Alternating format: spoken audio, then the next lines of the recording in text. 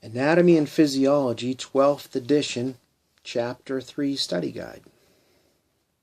A cell is the basic, living, structural, functional unit of the body. Cell biology is the scientific study of cellular structure and function. Parts of a cell. Principal parts of a cell are the plasma membrane, the cytoplasm, the cellular content between the plasma membrane and the nucleus, The plasma membrane. Plasma membrane surrounds and contains the cytoplasm of a cell. The membrane is composed of proteins and lipids. According to the fluid mosaic model, the membrane is a mosaic of proteins floating like icebergs in a lipid bilayer sea. The lipid bilayer consists of two back-to-back layers of phospholipids, cholesterol and glycolipids. The bilayer arrangement occurs because the lipids are amphipathic, having both polar and nonpolar parts. Integral proteins extend into or through the lipid bilayer. Peripheral proteins associate with membrane lipids or integral proteins at the inner or outer surface of the membrane. Many integral proteins are glycoproteins with sugar groups attached to the end that face the extracellular fluid. Together with glycolipids, the glycoproteins form a glycocalyx on the extracellular surface of cells. Membrane proteins have a variety of functions. Integral proteins are channels and carriers that help specific solutes cross the membrane.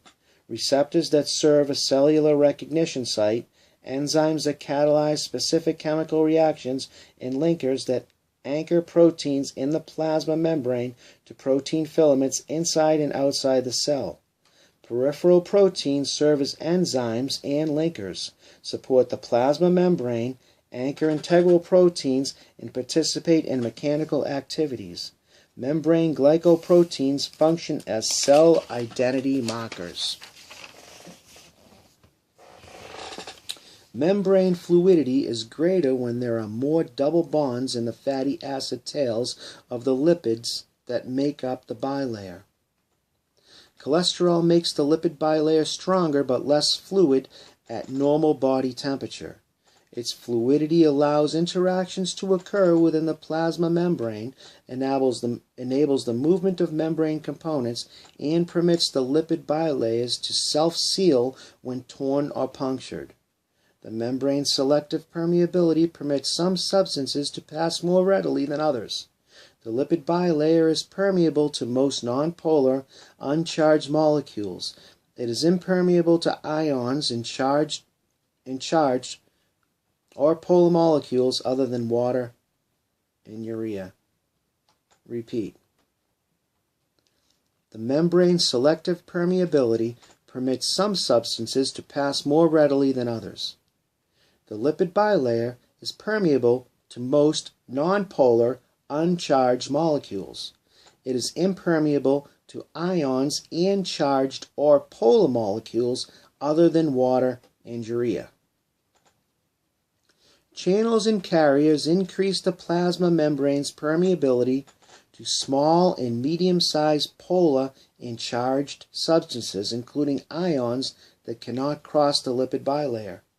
The selective permeability of the plasma membrane supports the existence of concentration gradients, differences in the concentration of chemicals between one side of the membrane and the other.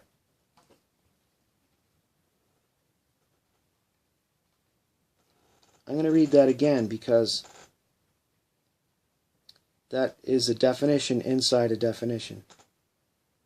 Selective permeability of the plasma membrane supports the existence of concentration gradients, differences in the concentration of chemicals between one side of the membrane and the other. Transport across the plasma membrane. In passive processes, the substance moves down its concentration gradient across the membrane using its own kinetic energy of motion. In active processes, cellular energy is used to drive the substance uphill against its concentration gradient. In diffusion, molecules or ions move from an area of higher concentration to an area of lower concentration until an equilibrium is reached. The rate of diffusion across a plasma membrane is affected by the steepness of the concentration gradient, temperature, mass of the diffusing substance, substance area available for diffusion, and the distance over which diffusion must occur. Nonpolar hydrophobic molecules such as oxygen, carbon dioxide, nitrogen, steroids, and fat-soluble vitamins, A, E, D, and K, plus small polar unchanged molecules such as water, urea, and small alcohols diffuse through the lipid bilayer of the plasma membrane via simple diffusion. In channel-mediated facilitated diffusion, a solute moves down its concentration gradient across the lipid bilayer through a membrane channel. Examples include ion channels that allow specific ions such as potassium chloride, sodium, and calcium, which are too hydrophilic to penetrate the membrane nonpolar interior to move across the plasma membrane. Once again, there's a parenthesis in there that sort of overcomplicates it. Let me reread that. In channel-mediated facilitated diffusion, a solute moves down its concentration gradient across the lipid bilayer through a membrane channel. Examples include ion channels that allow specific ions such as potassium, chloride, sodium, or calcium to move across the plasma membrane. Potassium, chloride, sodium, and calcium, which are too hydrophilic to penetrate the membrane's nonpolar interior, are assisted in passing the plasma membrane. In carrier-mediated facilitated diffusion, a solute such as glucose binds to a specific carrier protein on one side of the membrane and is released on the other side after the carrier undergoes a change in shape. Osmosis is a type of diffusion in which there is net movement of water through a selectively permeable membrane, from an area of high water concentration to an area of lower water concentration. In an isotonic solution, red blood cells maintain their normal shape. In a hypotonic solution, they undergo hemolysis. In a hypertonic solution, they undergo crenation. Substances can cross the membrane against their concentration gradient by active transport. Actively transported substances include ions such as sodium, potassium, hydrogen, calcium, iodine, and chloride. Amino acids and monosaccharides. Two sources of energy are used to drive active transport.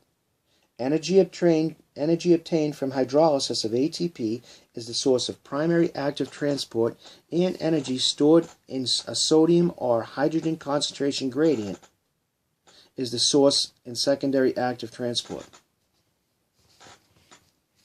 Again,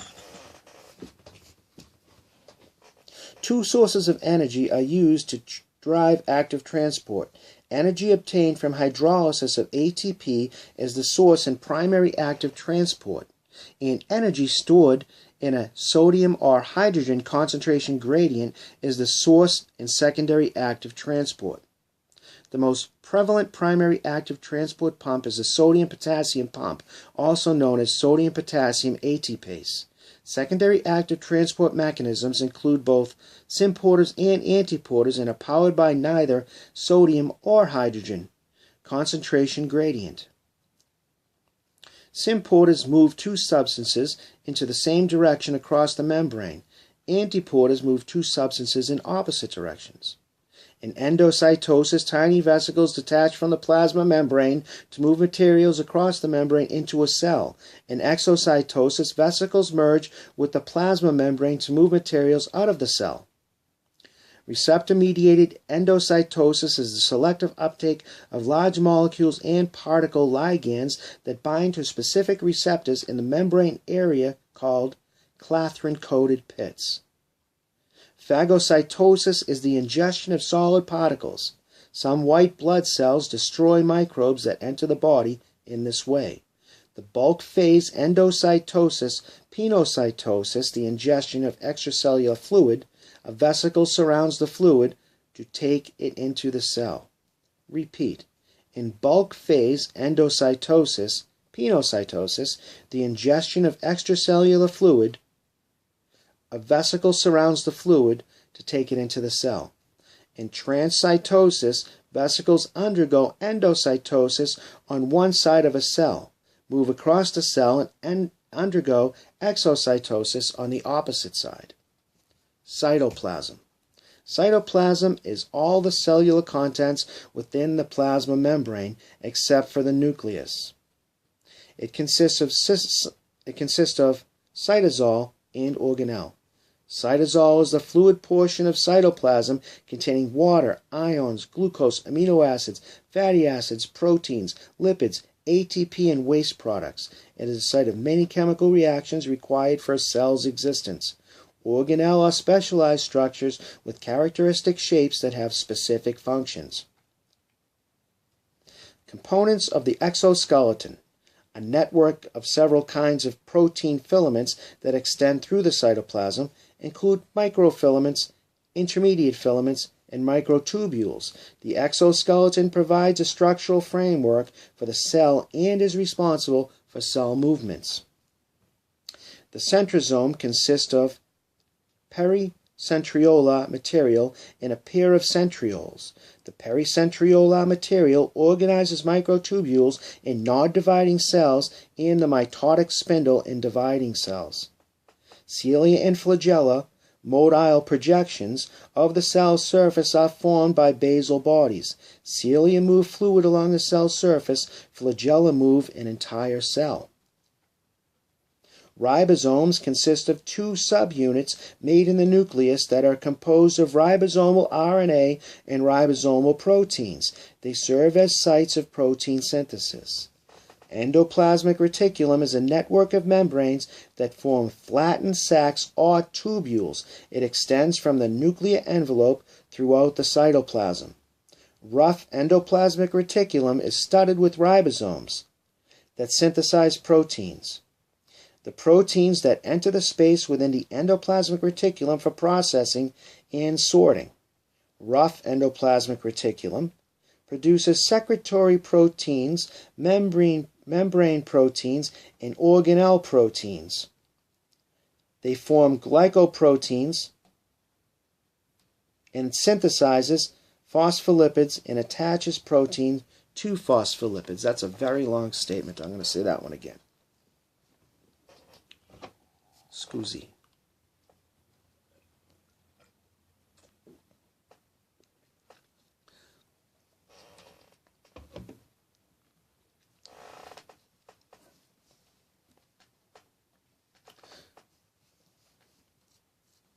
Rough endoplasmic reticulum is studded with ribosomes that synthesize proteins.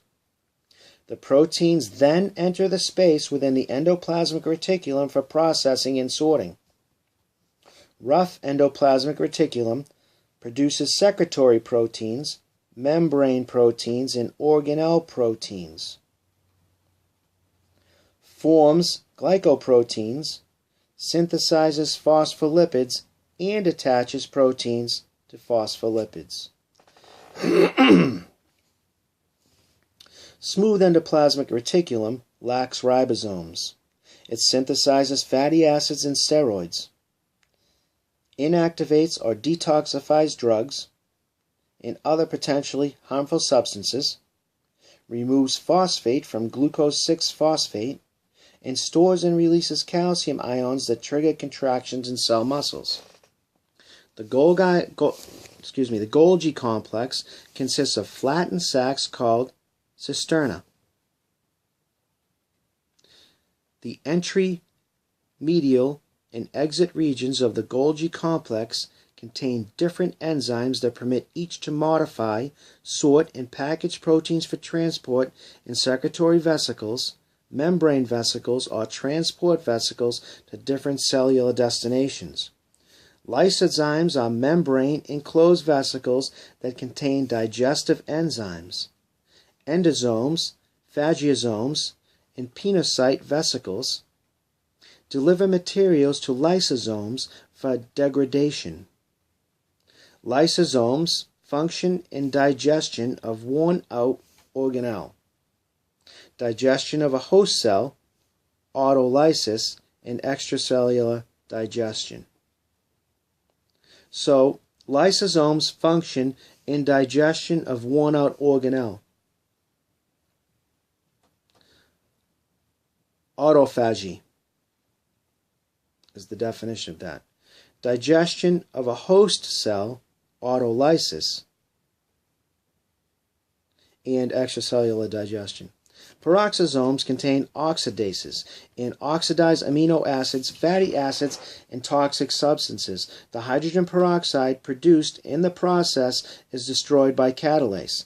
The protease contained in proteasomes continually degrade unneeded, damaged, or faulty proteins by cutting them into small peptides. Mitochondria consist of a smooth outer membrane, an inner membrane containing cristae, and a fluid-filled cavity called the matrix. The so-called powerhouse of the cell produces most of the cell's ATP. The nucleus consists of a double nuclear envelope, nuclear pores, which control the movement of substances between the nucleus and the cytoplasm, nucleoli, which produce ribosomes, and genes arranged on chromosomes, which control cellular structure and direct cellular activities. Human somatic cells have 46 chromosomes, 23 inherited from each parent. The total genetic information carried in a cell or an organism is its genome. Protein synthesis. Cells make proteins by transcribing and translating the genetic information contained in DNA. The genetic code is the set of rules that relates the basic triplet sequence of DNA to the corresponding codons of RNA and the amino acids they specify. In transcription, the genetic information in the sequence of base triplets in DNA serves as a template for copying the information into complementary sequence of codons in messenger RNA. Transcription begins on DNA in a region called a promoter. Regions of DNA that code for protein synthesis are called exons. Those that do not are called introns.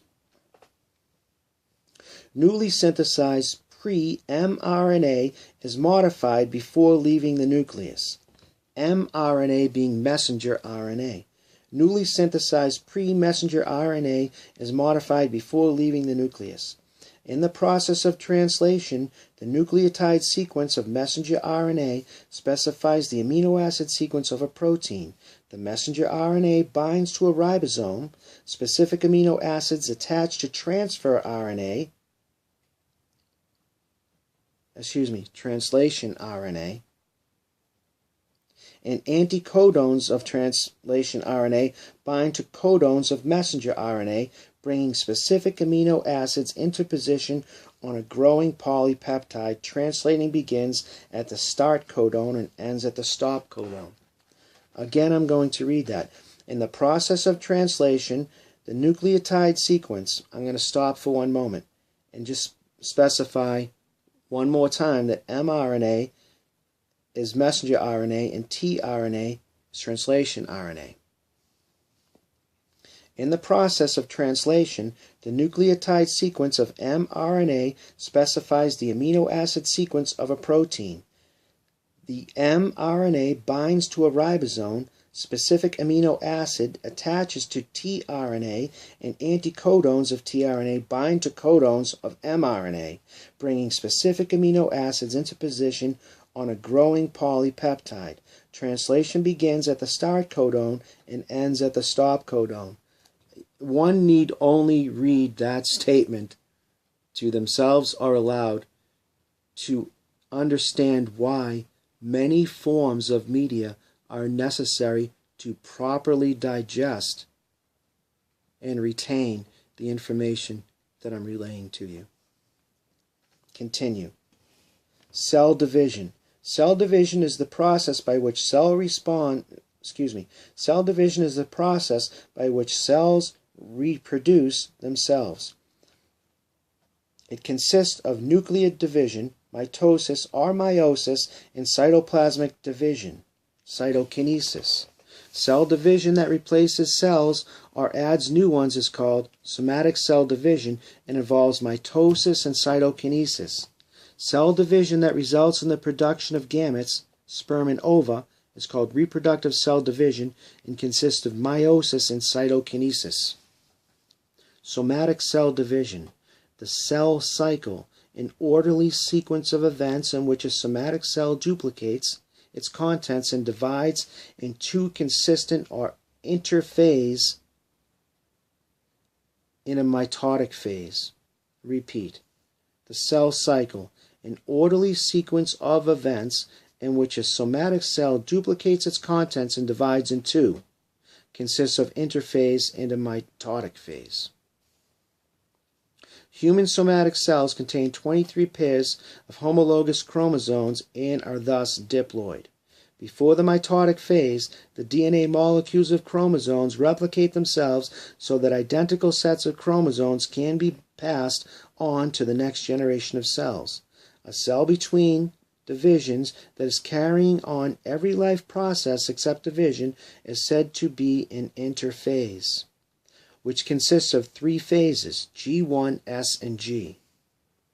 During the G1 phase, the cell replicates its organelle and systolic components, and centrosome replication begins. During the S phase, DNA replication occurs. During the G2 phase, enzymes and other proteins are synthesized and centrosome replication is completed. Mitosis is the splitting of the chromosomes and the distribution of two identical sets of chromosomes into separate and equal nuclei. It consists of prophase, metaphase, anaphase, and telophase. I'm going to repeat mitosis again. Mitosis is the splitting of the chromosomes and the distribution of two identical sets of chromosomes into separate and equal nuclei. It consists of prophase, metaphase, anaphase, and telophase. In cytokinesis, which usually begins in the late anaphase, in cytokinesis, which usually begins in late anaphase and ends once mitosis is complete, a cleavage furrow forms at the cell's metaphase plate and progresses inward, pinching in through the cell to form two separate portions of cytoplasm. In cytokinesis, which usually begins in late anaphase and ends once mitosis is complete, a cleavage furrow forms at the cell's metaphase plate and progresses inward, pinching in through the cell to form two separate portions of cytoplasm. Control of cell destiny. A cell can either remain alive and functioning without dividing, growing, and divide, or die. A cell can either remain alive and functioning without dividing, grow, and divide, or die. The control of cell division depends on specific cyclin-dependent protein kinases and cyclins. Apoptosis is normal, programmed cell death. It first occurs during embryological development and continues throughout the lifetime of an organism. Certain genes regulate both cell division and apoptosis. Abnormalities in these genes are associated with a wide variety of diseases and disorders. Reproductive cell division. In sexual reproduction, each new organism is the result of a union of two different gametes, one from each parent. Gametes contain a single set of chromosomes and thus are haploid. Meiosis is the process that produces haploid gametes. It consists of two successive nuclear divisions called meiosis I and meiosis II. During meiosis I, homologous chromosomes undergo synapsis, which is pairing, and crossing over. The net result is two haploid cells that are genetically unlike each other and unlike the starting diploid parent cell that produced them. During meiosis II, two haploid cells divide to form four haploid cells. Cellular diversity. The almost 200 different types of cells in the body vary considerably in size and shape. The size of cells are measured in micrometers. 1 micrometer, abbreviated equals 10 to the negative 6 m, or 1/25,000th of an inch. Cells in the body range from 8 micrometers or micrometers to 140 micrometers in size. A cell's shape is related to its function. Aging is a normal process accompanied by progressive alterations of the body's homeostatic adaptive responses. Many theories of aging have been proposed, including genetically programmed cessation of cell division, buildup of free radicals, and intensified autoimmune response. As a footnote, which I'm going to add, I want to accentuate that in discussing aging,